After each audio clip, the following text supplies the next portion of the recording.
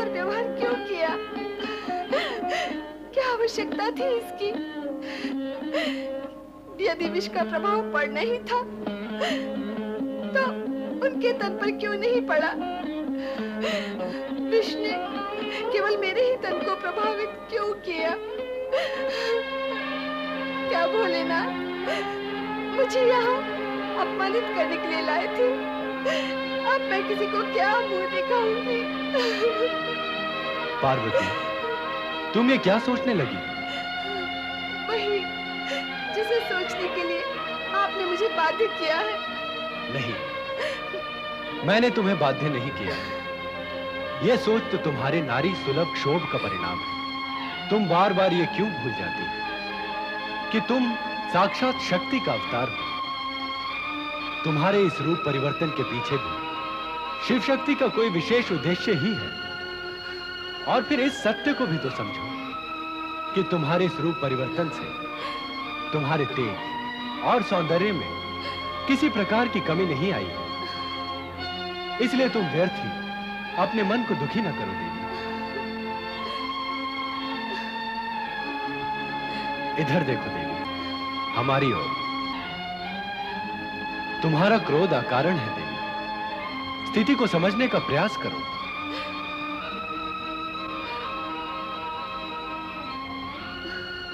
कुछ बोलोगी नहीं?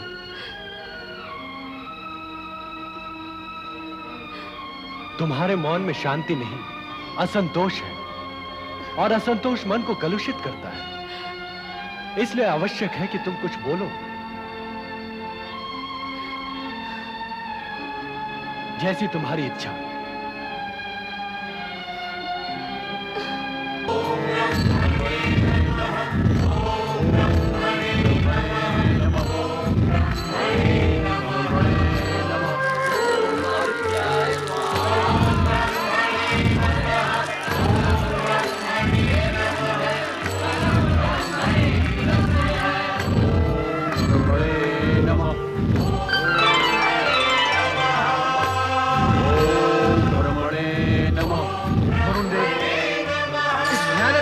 शमन करें।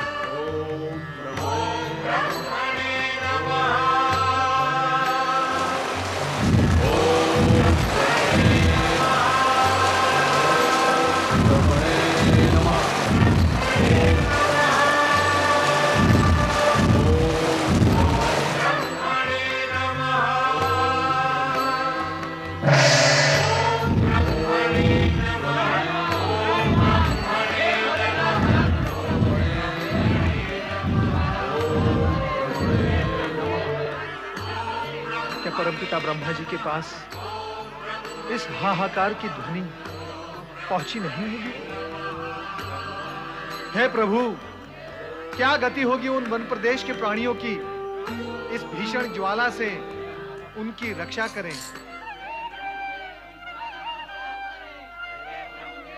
स्वामी, शुंभ निशुंभ की तपस्या उग्रतर होकर चरम सीमा पर पहुंच गई है। उनका तपोबल जागृत हो चुका है।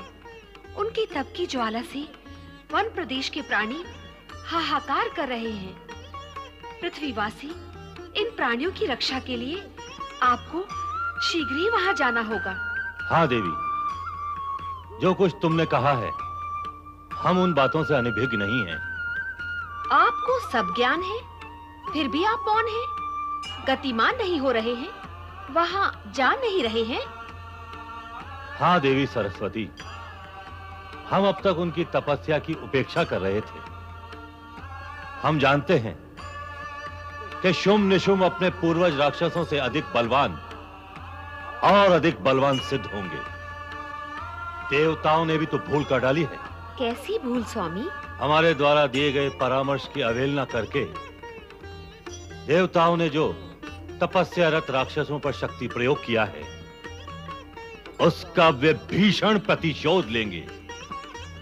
अब उनके अत्याचारों से उत्पन्न हाहाकार और अधिक भयावह होगा। बस इसी के उपाय के लिए मैं चिंता में डूबा हूं देवी। आप चिंता में डूबे रहेंगे तो पृथ्वीवासियों को अकारण कष्ट भोगने पड़ेंगे।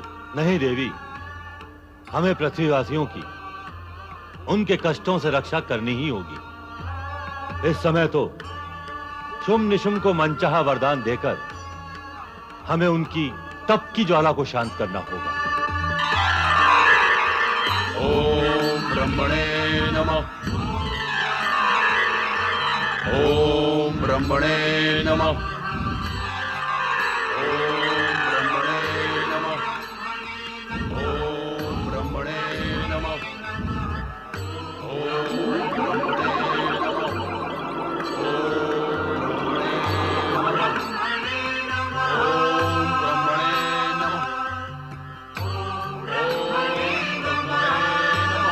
शुंभ।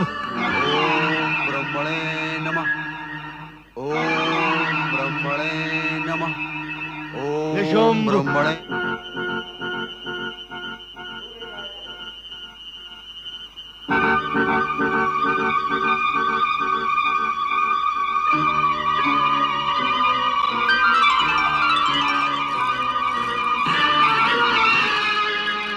शुंभ निशुंभ, तुम्हारी तपस्या सफल हुई तपस्वियों।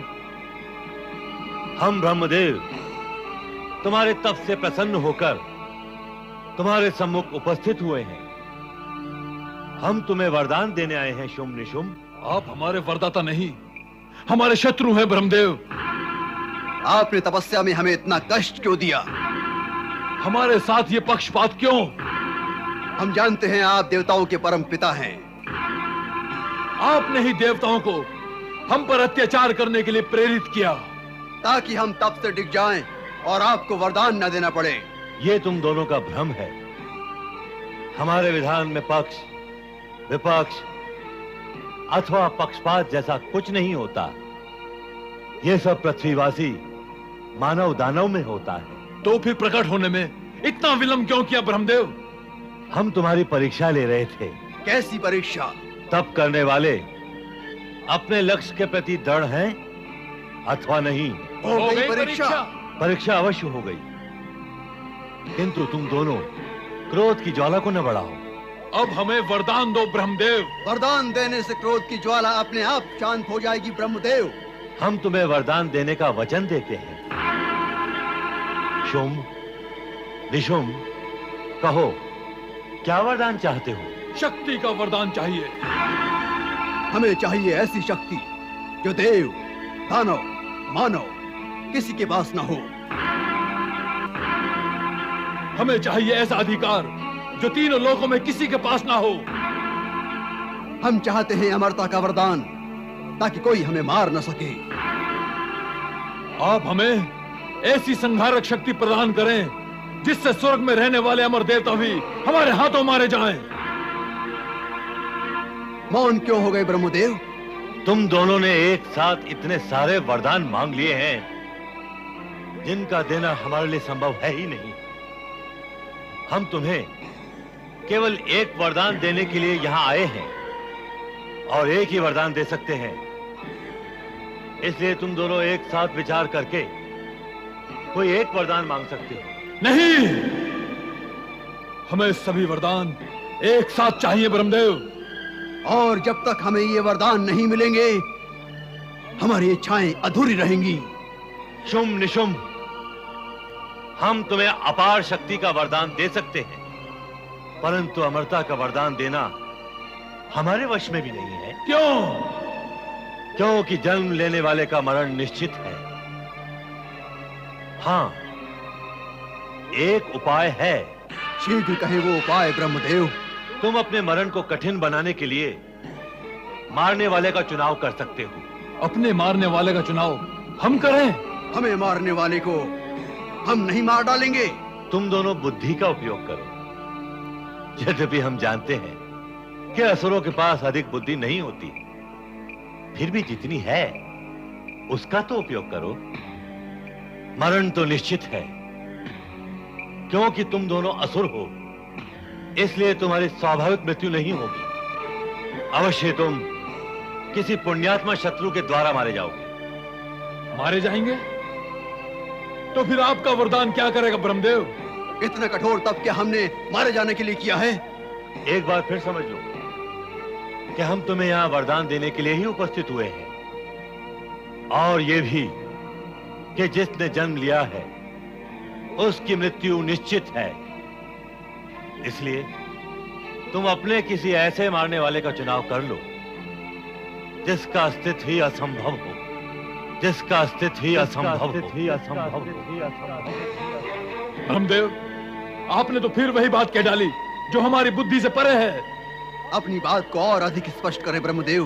तो सुनो, तुम ये वर भी मांग सकते हो कि तुम्हारा मरण किसी पुरुष के हाथ न हो। हाँ हाँ, हमें यही वरदान चाहिए ब्रह्मदेव कि हमारी मृत्यु किसी पुरुष के हाथों ना हो। पुरुष हमें मार सकेगा नहीं तो भला स्त्री हमें मारने का साहस कैसे करेगी? फिर तो हम मरेंगे ही नहीं। पुरुष हमें मारेगा नहीं, स्त्री हमें मार नहीं सकेगी, फिर तो हम अमर हो ही जाएंगे। हाँ, भली भांति सोच विचार कर लो, स्त्री की शक्ति भी कम नहीं होती। ब्रह्मदेव, हमें मारने वाली स्त्री ऐसी हो जिसने मां के गर्भ से जन्म ना लिया हो, और वो स्त्री विवाहित ना हो, कुंवारी हो, और वो हमें तभी मार सके जब हमारे मन में उसके प्रति आकर्षण उत्पन्न हो जाए। फिर तो ऐसी किसी स्त्री का अस्तित्व ही नहीं होगा और ना हमारा मरण संभव होगा। हाँ हाँ ब्रह्मदेव, हमें ऐसा ही वरदान चाहिए। तथास्तु। पुरुष हमें मारेगा नहीं, स्त्री हमें मार सकेगी नहीं। स्त्री भी अयोनिजा जो किसी माँ के पेट से उत्पन्न ना हो, वो भी कुंवारी, विवाहित नहीं। यूं कहो निशुंभ कि हम अजय हुए। हाँ भैया शुंभ, हम अमर हो गए। अब हम अपने वरदान का उपयोग करेंगे। अब हम तीनों लोकों में असुर साम्राज्य की स्थापना करेंगे। अवश्य करेंगे। त्रिलोक विजय। अंत में वही हुआ जिसकी आशंका थी।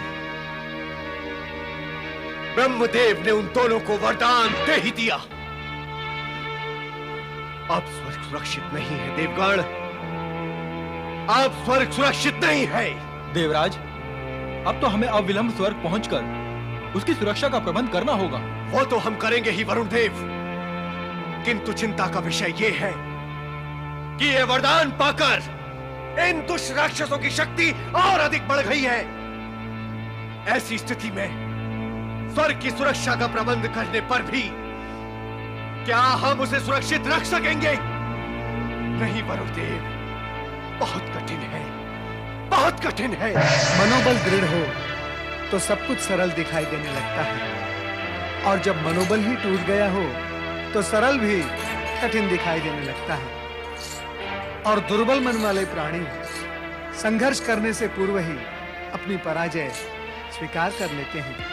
किंतु आप ऐसा क्यों कर रहे हैं? किंतु देवर्षि आप, किंतु दुर्बलता का प्रतीक है देवराज।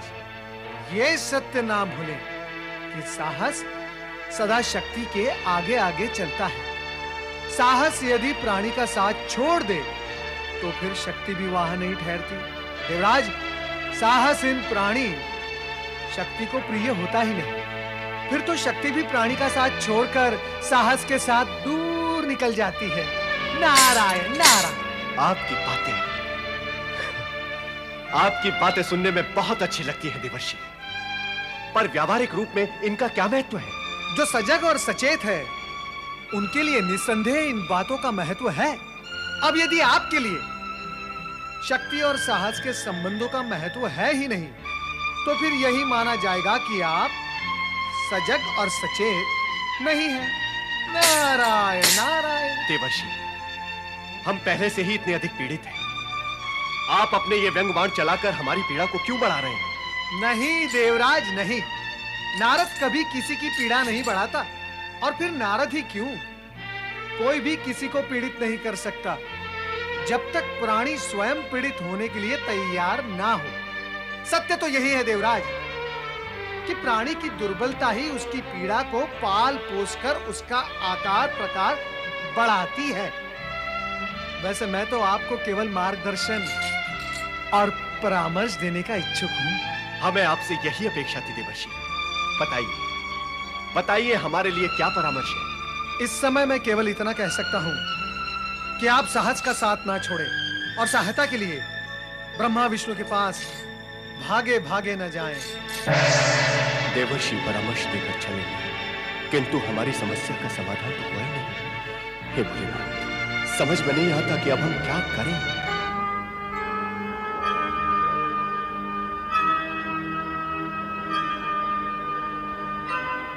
देवाधिदेव, ब्रह्मा का प्रणाम स्वीकार करें। ओम नमः शिवाय। पधारिए ब्रह्मदेव, मंदराचल में आपका स्वागत है। देवेश्वर, अब स्वागत नहीं, मार्गदर्शन करें। ऐसा लगता है कि शुंभ निशुंभ को इच्छित वरदान देकर भी आप प्रसन्न नहीं हैं। आप सत्य कह रहे हैं विश्वेश्वर, और यह सत्य भी आपसे छिपा हुआ नहीं है कि इन असुरों को वरदान देना हमारी विवशता थी। अब आप ही ऐसा कुछ चमत्कार करें विश्वेश्वर कि इन असुरों के मन में कभी तपस्या की भावना जागृत ही ना हो। ब्रह्मदेव, आप स्वयं जानते हैं कि ऐसा होना संभव नहीं है। जिस शरीर में प्राण है, उसमें किसी भी प्रकार की भावना जागृत हो सकती है। उस प्राणी की प्रवृत्ति प्रकृति के अनुकूल भी हो सकती है और प्रतिकूल भी। वैसे भी प्रतिकूलता के अभाव में अनुकूलता का ना तो मूल्यांकन है, ना महत्व। अर्थात स्पष्ट है ब्रह्मदेव, दुष्ट शक्तियों का उत्थान हुए बिना दैवी शक्तियों का उत्थान भी नहीं होता। वे उभरती हैं, तभी दुष्ट शक्तियों का दमन होता है। जगत में व्याप्त समय की गति के अनुसार देवों, दानवों और मानवों में संघर्ष अवश्यंभावी है। ब्रह्मदेव, अब तक आपने यहां आने का उद्देश्य प्रकट नहीं किया। महेश्वर, मैंने शुंभ निशुंभ को विवशतावश वरदान तो अवश्य दे दिया है, किंतु ऐसा करने से पूर्व मैंने उन्हें यथाशीघ्र समाप्त करने का उपाय भी निश्चित कर लिया था। तो अब मेरा कार्य आप करने लगे हैं। आप तो सृष्टि के निर्माण करता है। अपना कार्य तो आपको ही करना होगा देवेश्वर। मैंने तो आपके कार्य को तनिक सरल कर दिया है। यही स्पष्ट करने तो मैं यहां उपस्थित हुआ हूं। आपका अभिप्राय है कि शुंभ निशुंभ की गति का उपाय आपने कर लिया है? हाँ महेश्वर, मंदराचल पर आने का उद्देश्य आपने देवी पार्वती का वर्ण बदलकर पूर्ण कर लिया है। अब शुंभ निशुंभ के अंत के लिए आपको उन्हें तपस्या करने को प्रेरित करना होगा। ब्रह्मदेव, देवी पार्वती अपने श्याम वर्ण के लिए हमें दोषी समझती है, इसलिए हमसे रूठ बैठी है। ऐसे में उन्हें तपस्या के लिए हम कैसे प्रेरित कर सकते हैं? अब तो यह कार्य और भी अधिक सरल हो गया है। आप अब यह कार्य कैसे करेंगे, इसका निर्णय तो केवल आपको ही करना है। मैंने तो केवल आपको स्थिति से परिचित कराया है। अब आप मुझे आज्ञा दें।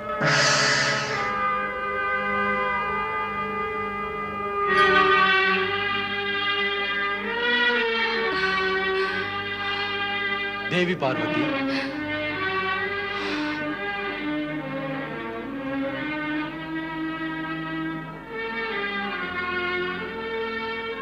देवी शिवा, इस प्रकार कब तक हमसे रूठी रहोगी?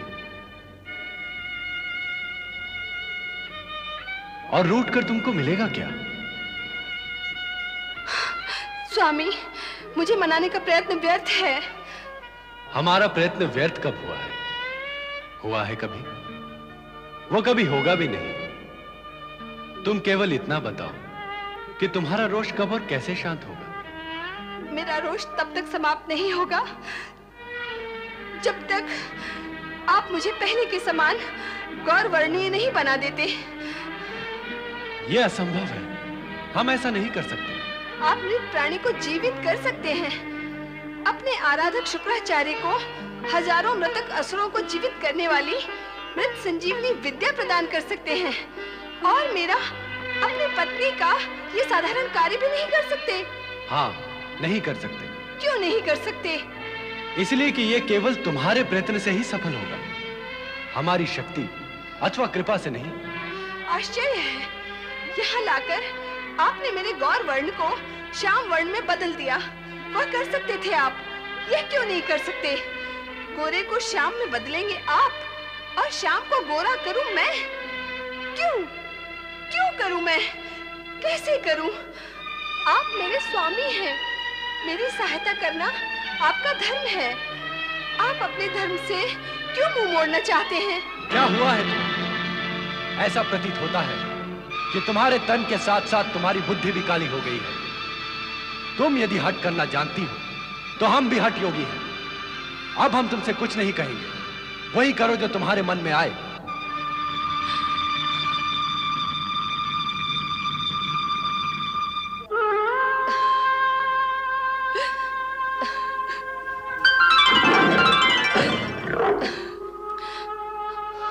गिरिजा, गिरिजा,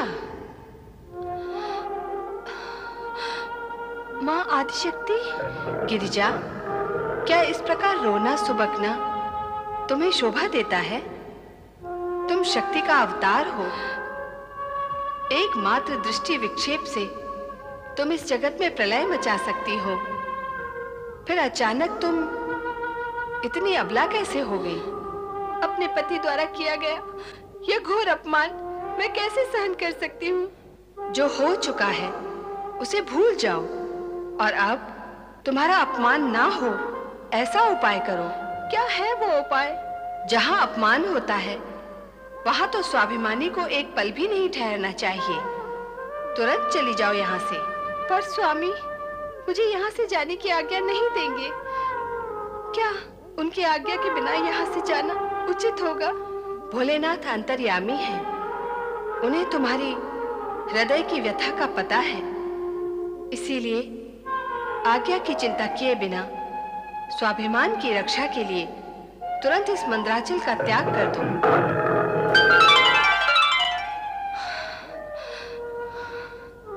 मां भुवनेश्वरी की आज्ञा अनुसार मैं मंदराचल का त्याग कर दूंगी।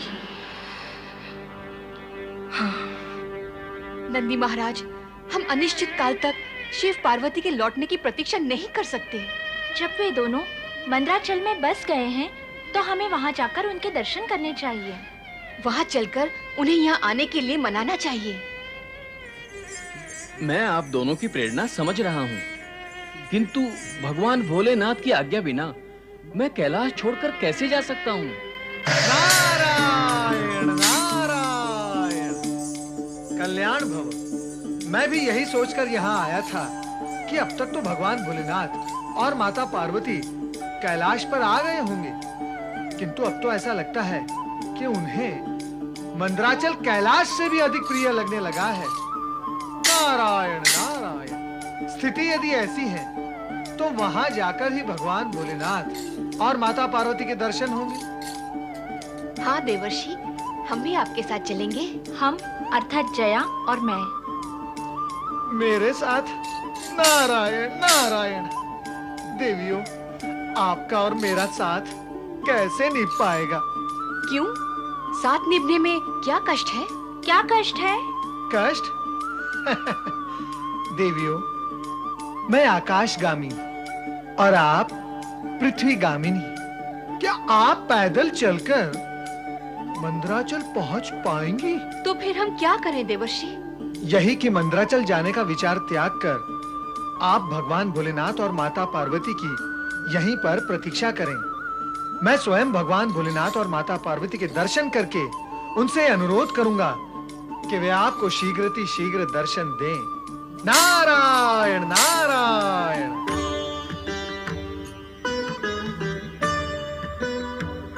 ओम नमः शिवाय, ओम नमः शिवाय, ओम नमः शिवाय, ओम नमः शिवाय, ओम नमः शिवाय, ओम नमः शिवाय, ओम नमः शिवाय, ओम नमः शिवाय, ओम नमः शिवाय, ओम नमः शिवाय, ओम नमः शिवाय, ओम नमः शिवाय, ओम नमः शिवाय, ओम नमः शिवाय, ओम नमः शिवाय, ओम नमः शिवाय। स्वामी, मुझे यहाँ से जाने की आज्ञा दें। स्वाभिमान आहत होने के पश्चात अब मैं आपकी सेवा में नहीं रह सकती। आंखें बंद किए हुए भी आप मेरे मन की व्यथा अवश्य समझ रहे होंगे, इसलिए यदि मैं आपकी आज्ञा प्राप्त किए बिना ही यहाँ से चली जाऊं तो मुझे क्षमा कर देना।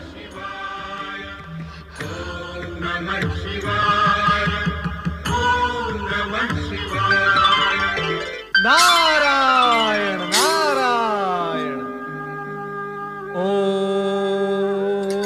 नमः शिवाय। ओम नमः शिवाय।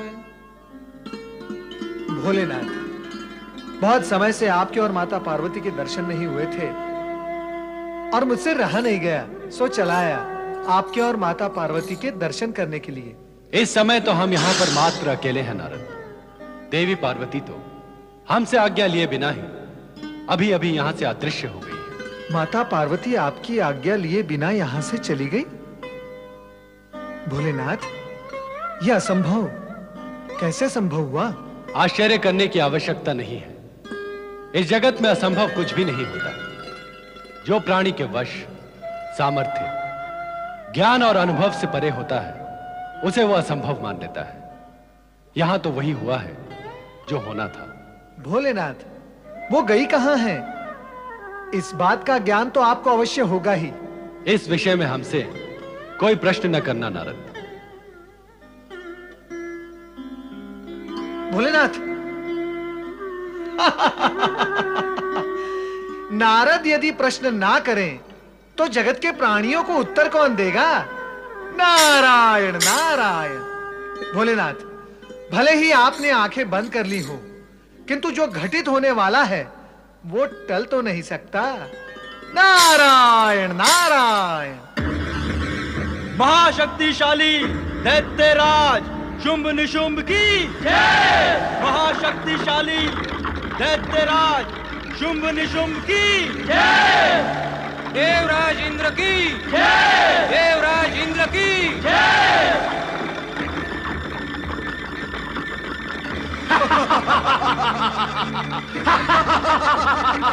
आज देवताओं के राजा इंद्र को हम पराजित करके ही रहेंगे।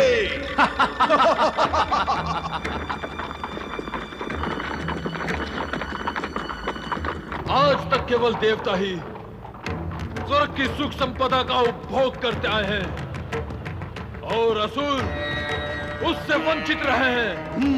असुरों को भी हम स्वर्ग की सुख संपदा प्राप्त कराएंगे।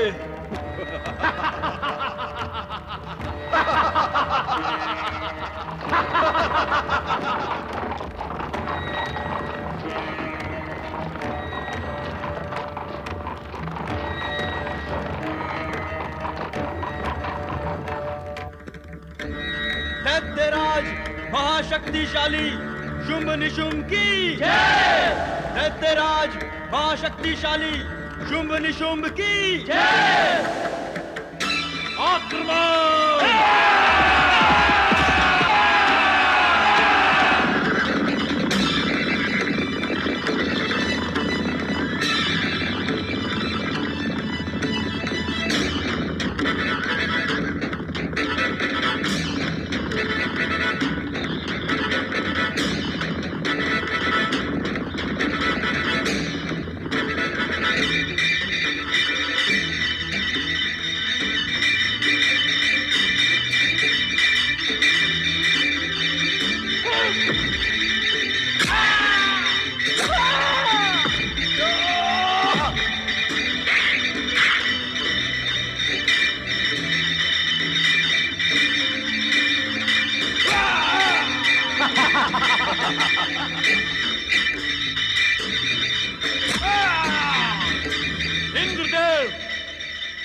स्वर्ग के सिंहासन का अधिकार शक्तिवान का होता है। हम दोनों शक्तिशाली हैं और हमें ब्रह्मा का वरदान प्राप्त है कि हम अमर हैं। जन्म लेने वाले की मृत्यु निश्चित है। शुंभ निशुंभ, लगता है आज तुम दोनों की मृत्यु मेरे हाथों लिखी है। ये तू नहीं, तेरा अभिमान बोल रहा है। मैं तेरा ये अभिमान चूर चूर कर देता हूँ।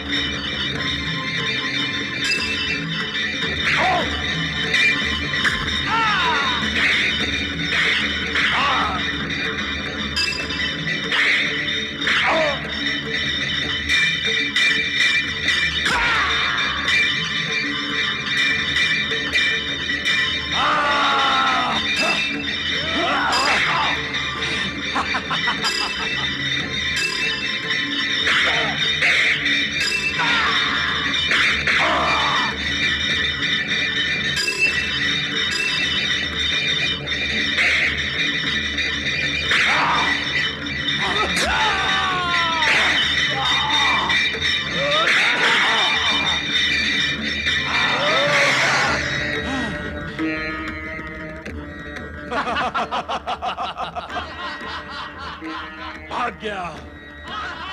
देवताओं का राजा भाग गया। दुर्बल कहीं का। महाशक्तिशाली शुंभ निशुंभ की जय। महाशक्तिशाली शुंभ निशुंभ की हम स्वर्ग विजेता है। स्वर्ग की सब सुख संपदा अब हमारे अधीन है।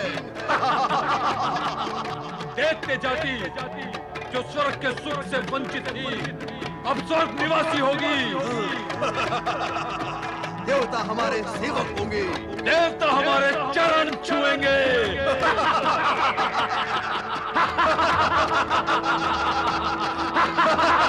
हिमालय भवनाथ। माते। पार्वती तुम? प्रणाम माते। ये क्या हुआ पार्वती? तुम इतनी काली कैसे हो गई? यह तुम्हारी जमाता और मेरे स्वामी शिव शंकर की कृपा का परिणाम है माता। कृपा? ये कृपा है अथवा अभिशाप?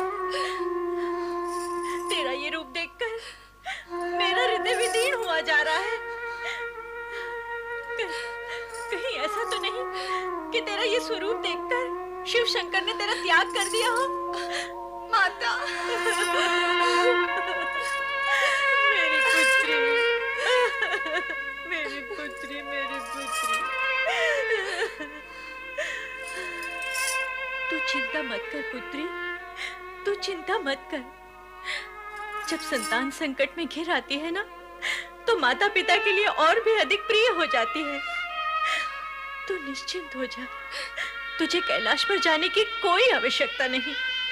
जब तक शिव शंकर स्वयं यहाँ आकर तुझे मनाकर नहीं ले जाएंगे, तू यहाँ से नहीं जाएगी।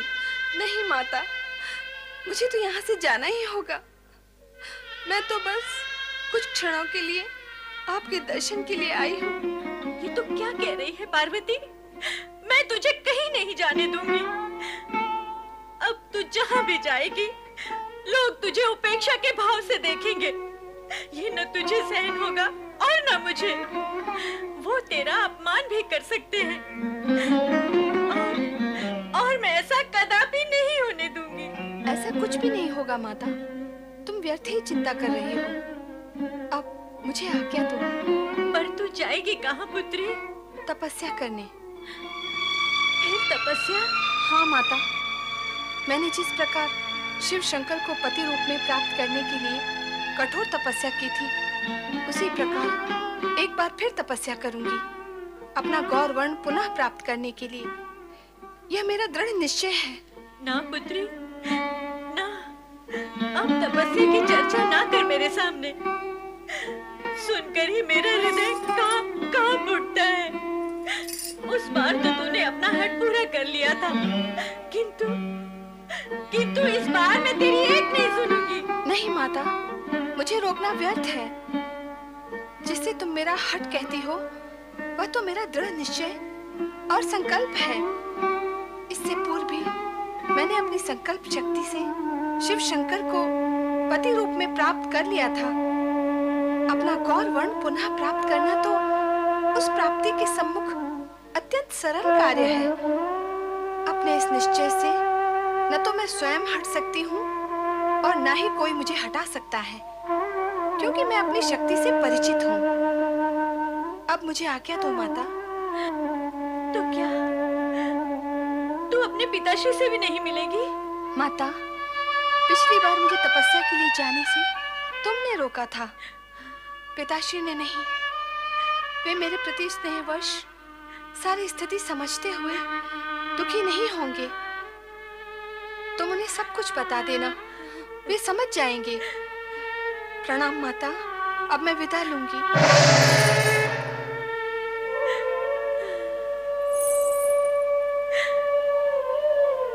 मेरी पुत्री पार्वती। हे भगवान शिव शंकर, हे भोलेनाथ, हे माता पार्वती, कहाँ हैं आप? हम आपके दर्शन के लिए व्याकुल हैं। हे देवादिदेव, हे भोलेनाथ, हे शिव शंकर, हे देवेश्वर, आंखें खोले भगवान। नंदी और शिवगण, तुम सब किसकी आज्ञा से कैलाश छोड़कर यहाँ आए हो? हमारी अनुपस्थिति में क्या कैलाश का संपूर्ण दायित्व तुम पर नहीं है? यदि है तो फिर क्यों आए हो तुम यहाँ? क्षमा करें भोलेनाथ, हम आपका तथा माता पार्वती का वियोग और अधिक सहने की स्थिति में नहीं थे भोलेनाथ। पार्वती हमारी अभिन्न सखी है, अपनी सखी से भला कब तक दूर रह सकते हैं? हमारी सखी से हमें शीघ्र ही मिलवा दे, हे शिव शंकर। तुम्हारी सखी पार्वती हमसे आज्ञा लिए बिना ही यहाँ से जा चुकी है, इसलिए अब तुम्हारा उससे यहाँ मिलना संभव नहीं है। हम बार बार अपनी ध्यान समाधि में विघ्न नहीं चाहते, इसलिए तुम सब भी अब यहाँ से जा सकते हो। भगवान भोलेनाथ तो समाधि में चले गए। न जाने देवी पार्वती कहाँ होंगी। ओम नमः शिवाय, ओम नमः शिवाय, ओम नमः शिवाय, ओम नमः शिवाय, ओम नमः शिवाय, ओम नमः शिवाय, ओम नमः शिवाय।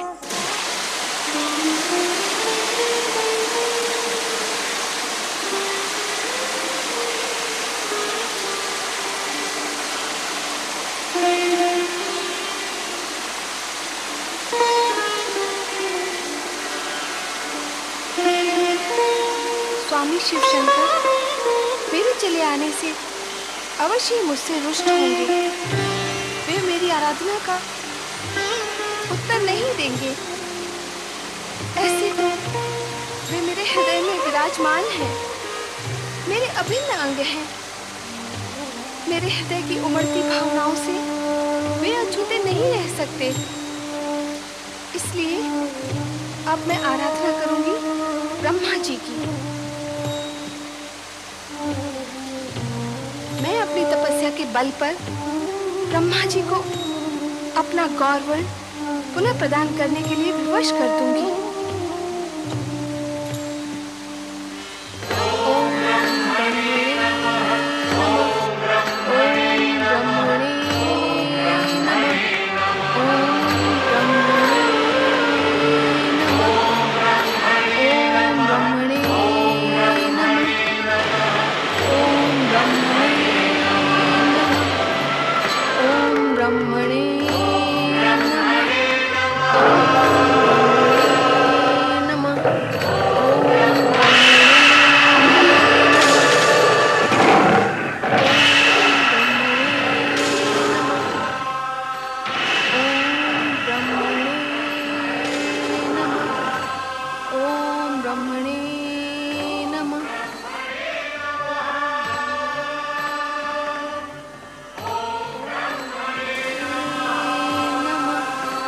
नारायण नारायण। माता पार्वती तपस्या में लीन हो गई है। हे भगवान भोलेनाथ, कैसी लीला है ये आपकी। शिव पार्वती विवाह पश्चात शिव पार्वती प्रथम बार पृथक हुए हैं। इस लीला का रहस्य क्या है, ये चलकर माता पार्वती से पूछना चाहिए नारद। नहीं नहीं, माता पार्वती की तपस्या भंग करना उचित नहीं। मेरे प्रश्नों का उत्तर भगवान भोलेनाथ ही दे सकते हैं। नारायण नारायण। ओम नमः शिवाय। जय जय शिव शंकर। हर हर महादेव। जय महादेव। जय जय शिव शंकर। हर हर महादेव। जय महादेव। देवादिदेव महादेव की जय हो।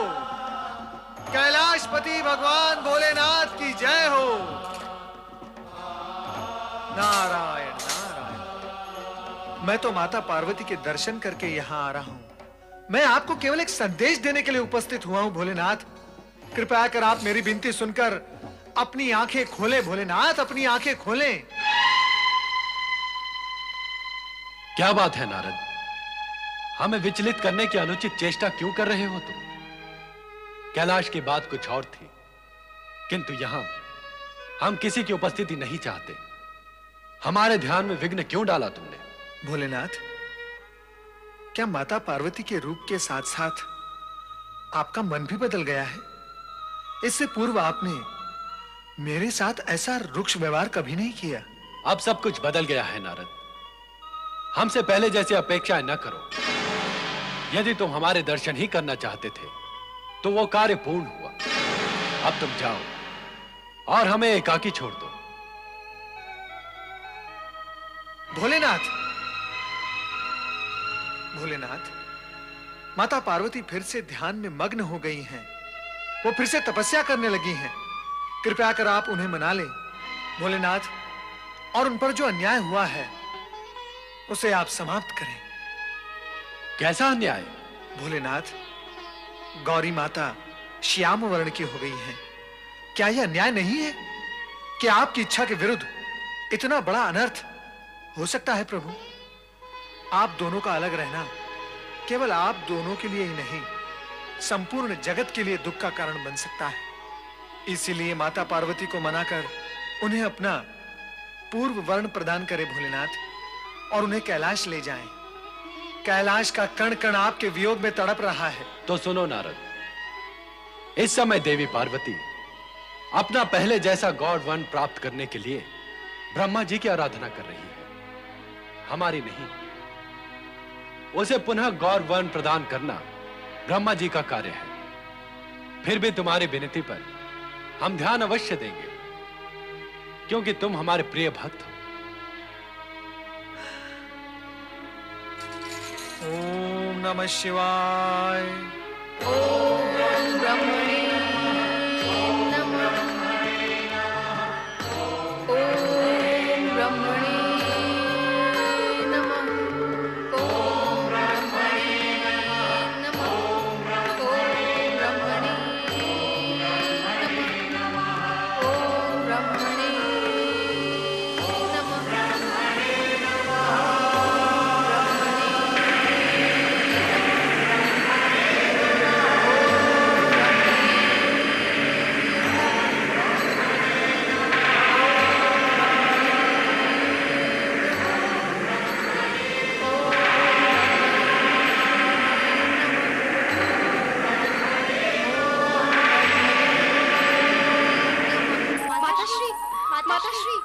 प्रणाम माताश्री।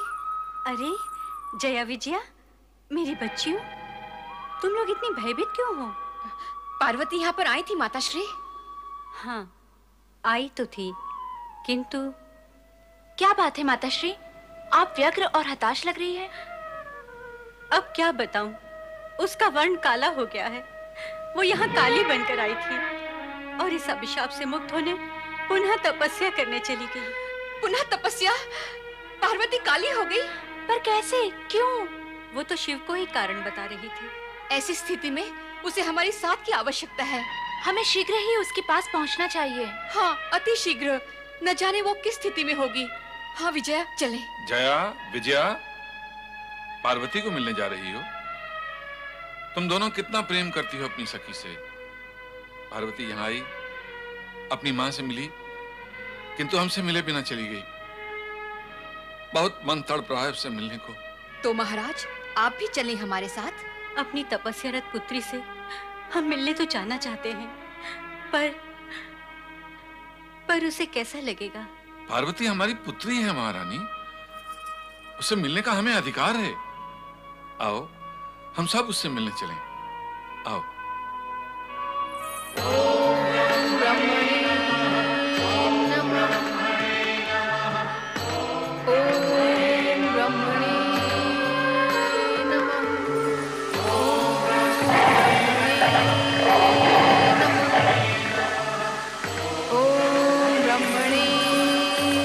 नमः।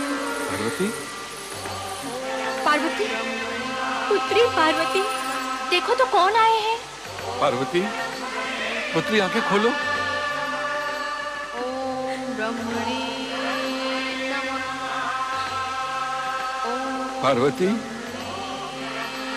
आंखें खोल पुत्री, आंखें खोल और हमारे साथ हिमालय भवन लौट चल पुत्री, लौट चल पुत्री। अपने माता पिता की पुकार सुन पुत्री, हमसे ये तेरा कठोर तप नहीं देखा जाता। हमें बताओ तो सखी पार्वती, तुम्हारा वो सुंदर गौर वर्ण कहाँ गया? ये श्याम वर्ण तुम्हें किसने दिया? तुम काली कैसी हो गई? किसने किया तुम्हारे साथ ये अन्याय? शिव जी के साथ होते हुए शिव के अतिरिक्त अन्य किसका साहस हो सकता है जो मेरी पुत्री के साथ ये अन्याय करे? ये सब शिव जी के करने से हुआ है। पार्वती आंखें खोलो, आंखें खोलो पुत्री। पुत्री पार्वती, चल पुत्री चल, हमारे साथ लौट चल पुत्री। नहीं पिताश्री, आप लोग लौट जाएं। मैं आपके साथ नहीं चल सकती। तुझे अपने साथ लिए बिना हम अकेले कैसे लौट सकते हैं पुत्री? पुत्री पार्वती, तू हमारे साथ क्यों नहीं आ सकती?